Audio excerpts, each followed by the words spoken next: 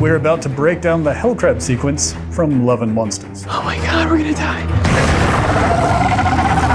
Love and Monsters takes place in a version of the future where monsters have taken over the world.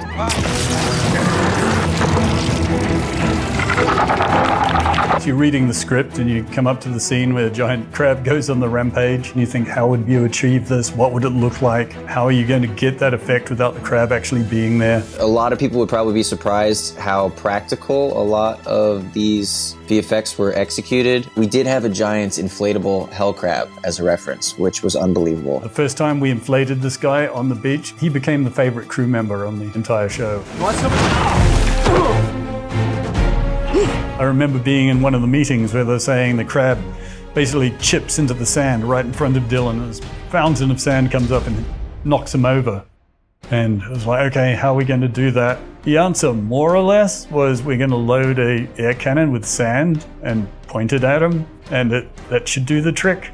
Dylan was an absolute trooper. I think we did 3 takes where he was just getting cannoned in the face with about 20 pounds of sand. I'm sure he's still picking sand out of his hair and his ears to this day. Whenever we were shooting or rolling, nothing's there. So we've just got effects going off in the sands of where it's supposed to be stepping and or what it's knocking over. Okay! Whoa! The outhouse being smashed is definitely one of our excavator moments. When the hell crab knocks over the outhouse kind of thing, I dive, and then in a separate shot, they lock it off in the same frame, and then they knock over the thing, and then they blend the shots in together, and it looks like it just comes right over my head, which is awesome. We shot multiple passes. We did Dylan's pass first, running past the toilet and diving, and then removed the actor, brought in the excavator, which was dressed in blue, and then at full speed rotation, at full extension on the arm, we just wiped out the outhouse. We added a bit of debris in post just to help marry the crab into the scene. Most of that is the practical destruction of the outhouse, and yeah, Dylan diving out of the way.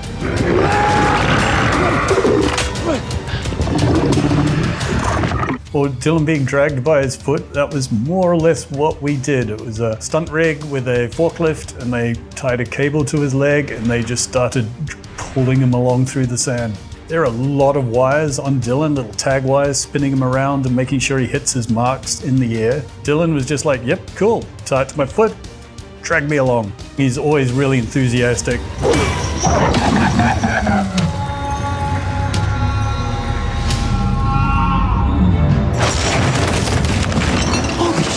The charging scene was hard because it was ultimately a timing thing. There was a lot going on, but not a lot in the frame. Keeping the cameraman on top of where the crab would be, what direction the crab would go when he starts flipping over, how high he goes, keeping Dylan's timing with the jousting stick, if you like, as it flips over. One of the things we had also was an interactive shadow that had to play on Dylan. So with the timing of him hitting the crab, being knocked back, and him swinging the pole over, we had crew members swinging a massive shade sail over him as well to block the sun, which would represent the crab's shadow as it passed over him for a top shot. It's fun to kind of use your imagination and just be able to create what's going to be there.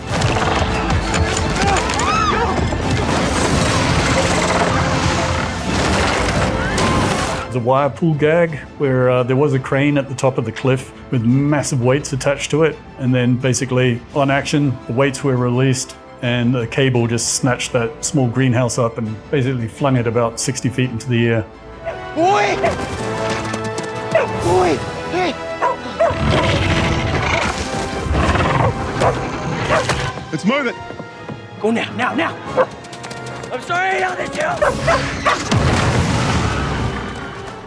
The dogs who played Boy in the movie, I believe their names were Hero and Dodge, were amazing. And probably, two of the best trained dogs I've ever run across. For this shot in particular was a camera mounted on a quad bike, nice and low. Leaning off the back of the bike, being right above the camera lens was Zaylee, the dog trainer, calling the dog. And she would lean out to one side and lean out to the other, and that's how you get him doing the little dodging. It was one of those things, the shot was so perfect, I think we did 2 takes and had it. His primary design is a crab, but there's all these little nuances. A 6-pack ring stuck on his head. One of his legs has the crab trap that he was in when he mutated and grew out of it, so it's all sort of busted open and twisted around one of his legs. There's dozens of little tiny details all over him.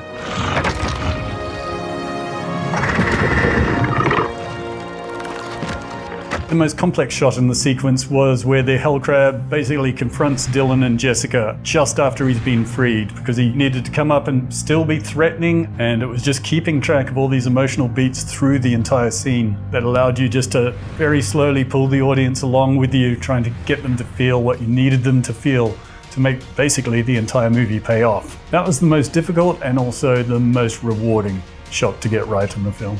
You'll have to watch the movie to find out what happens next. I've loved this movie since the day that I first read it. It's amazing when it comes anywhere close to like what you imagined. Oh, that was awesome. Oh, I feel like Tom Cruise.